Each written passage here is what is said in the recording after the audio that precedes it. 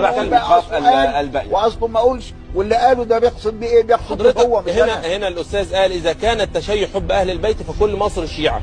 شيخنا الشيخ محمود تمام كده.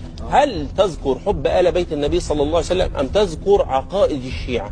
لا بذكر حب ال بيت حب ال بيت النبي صلى الله عليه وسلم ده تشيع يعني محبه يعني اتباع، هو ده اللي انت حضرتك تذكره. وانا لكن هناك يبقى كده حضرتك انت بتظلم كده بتقول على بباطل. لا ما بقولش حضرتك بتقول بباطل. انت اللي بتقول باطل وانت اللي كذاب. لا حضرتك انت بتكذب.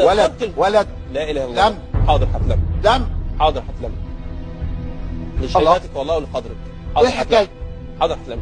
ولكن عندما تتكلم على احد يجب عليك حضرتك ان انت تتكلم انت تعلمني اتكلم ازاي؟ وبعدين في حاجه اسمها تتكلم ازاي يا ابني؟ روح علم نفسك انت.